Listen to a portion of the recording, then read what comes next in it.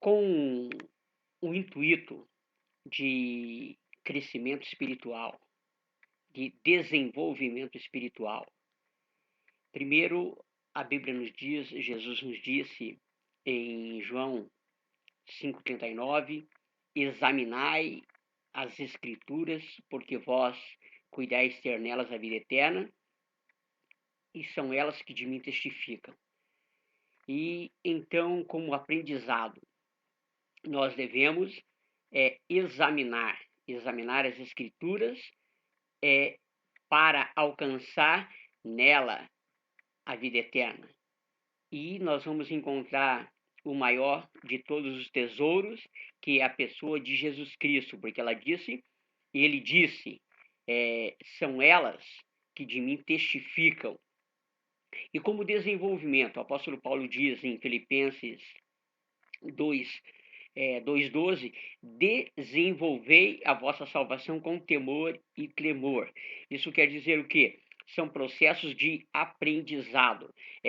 Isso não quer dizer que, a partir do momento que você aceita Jesus como Senhor e Salvador, então você tem um ingresso, você tem um acesso à vida eterna.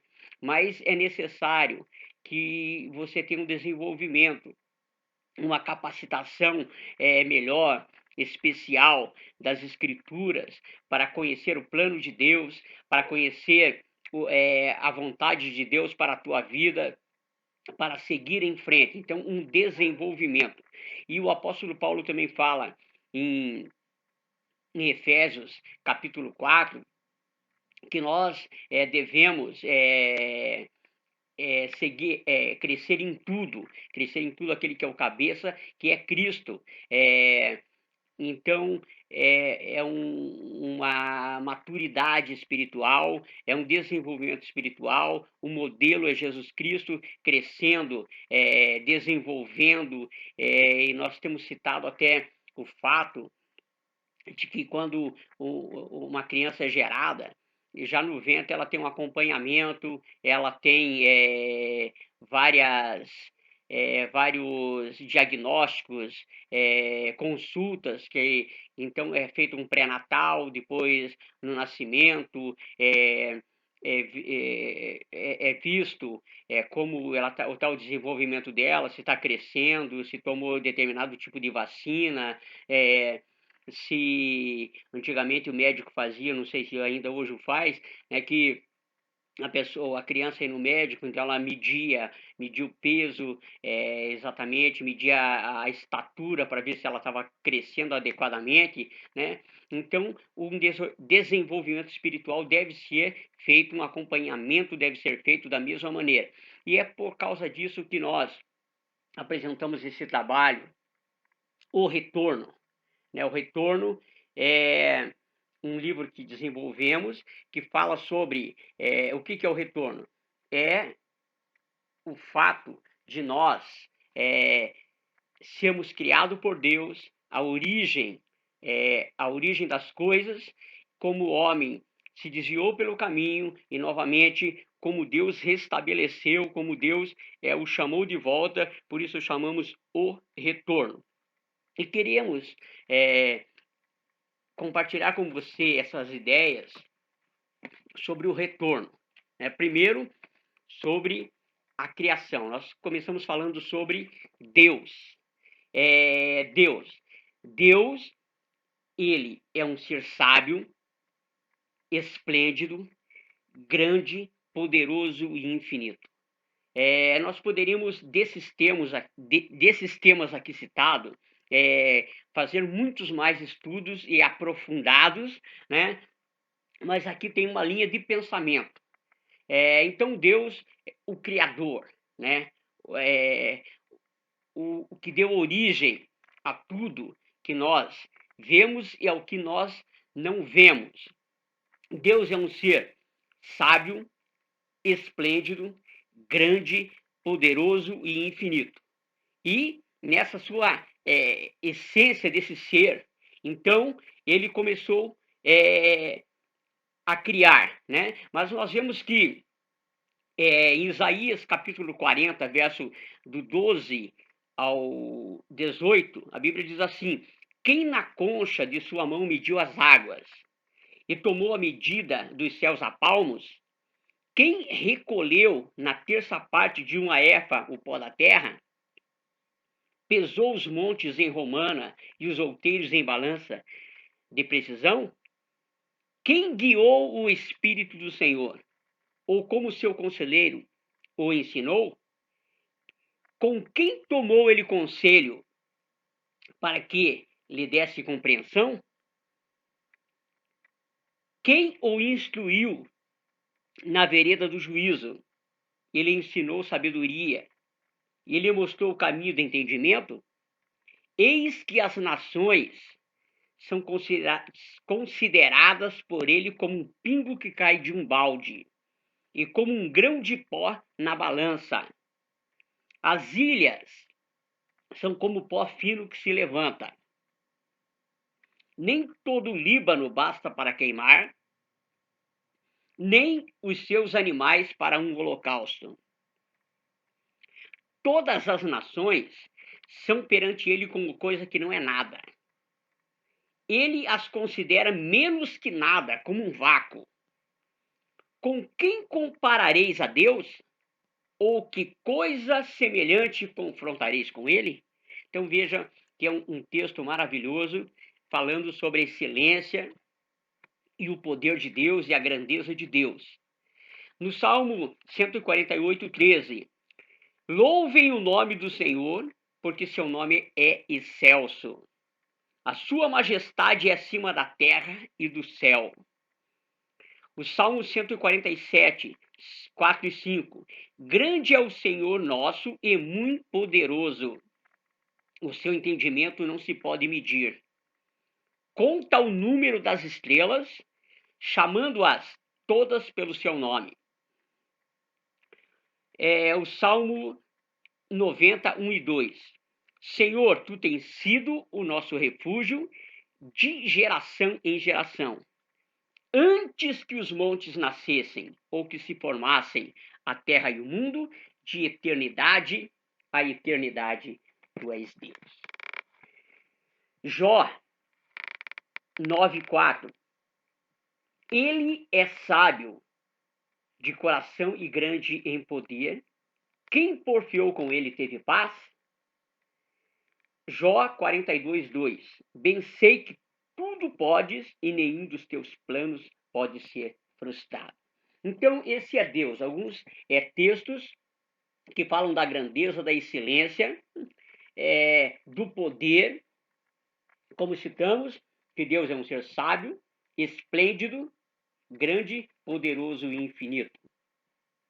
Então, sendo ele tão grande, nós passamos a criação.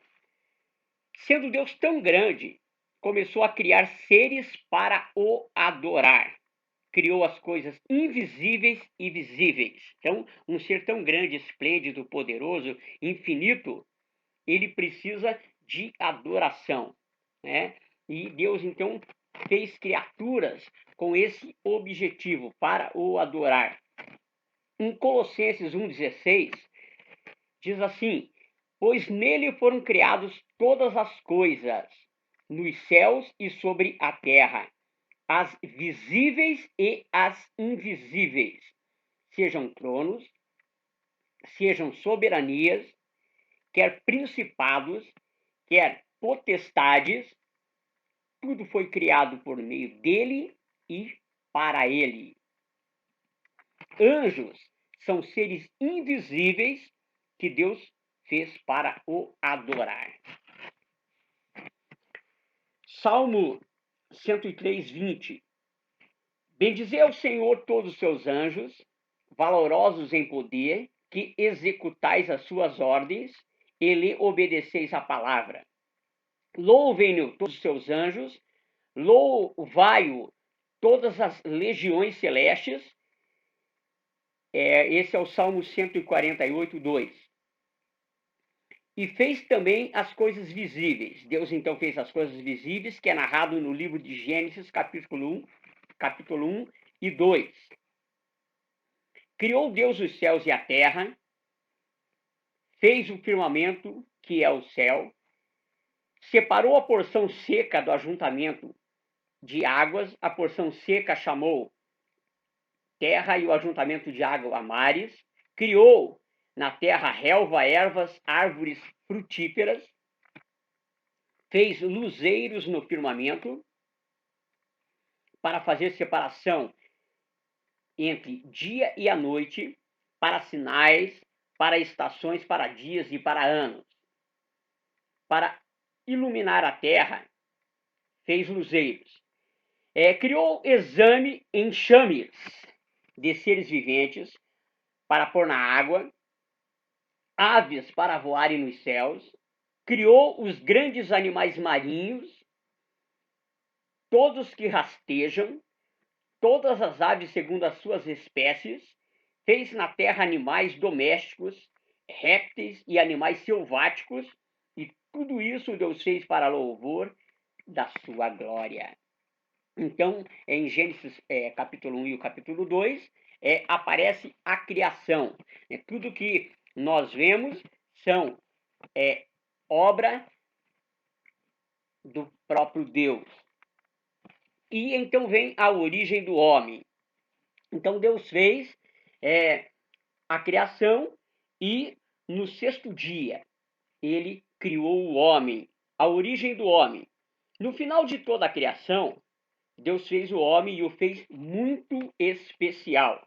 Em Gênesis capítulo 1, verso 26 e 27, e no capítulo 2 de Gênesis, versículo 7, diz assim: Também disse Deus, façamos o homem à nossa imagem, conforme a nossa semelhança, tenha ele domínio sobre os peixes do mar, sobre as aves dos céus, sobre os animais domésticos, sobre toda a terra, e sobre os répteis que rastejam pela terra.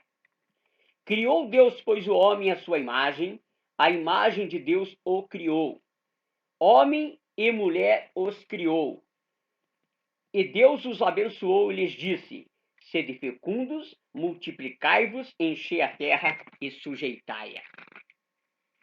Então, dessa maneira, Deus fez o homem. Em Gênesis 2,7 diz: Então tomou o Senhor Deus ao homem do pó da terra, e lhe soprou nas narinas o fôlego da vida, e o homem passou a ser alma vivente. Então, o homem é diferenciado de toda da demais criação, porque o homem é imagem e semelhança de Deus. Da criação, só o homem tem capacidade de pensar, que é intelecto, capacidade de sentir, que é emoção, e capacidade de escolher, que é vontade. Deus colocou o homem em uma alta posição. Salmo 8, do 4 ao 6. Que é o homem que dele te lembres, e o filho do homem que o visites? Fizeste-o, no entanto, por um pouco menor que os anjos, e de glória e de honra o coroaste. Deste-lhe domínio sobre a obra de suas mãos. Deus fez um lindo jardim para que havia abundância de tudo que o homem precisava, e colocou o homem lá para ter comunhão com ele. Gênesis 2, 8 e 9. E plantou o Senhor Deus um jardim no Éden, na banda do Oriente, e pôs nele o homem que havia formado. Do solo fez o Senhor Deus brotar toda sorte de árvores, agradável à vista e boa para alimento. E também a árvore da vida no meio do jardim, e a árvore do conhecimento do bem e do mal. Naquele lindo lugar, Deus deu uma ordem ao homem. Gênesis 2, 16 e 17. E lhe deu esta ordem: de toda árvore do jardim comerás livremente, mas da árvore do conhecimento do bem e do mal não comerás, porque do dia em que dela comeres, certamente morrerás. Então, aí está a primeira parte desse vídeo. Deus, a criação, a origem do homem, uma ordem clara e explícita sobre uma certa árvore. E a desobediência a Deus, leva ao pecado, ao que nós veremos a seguir.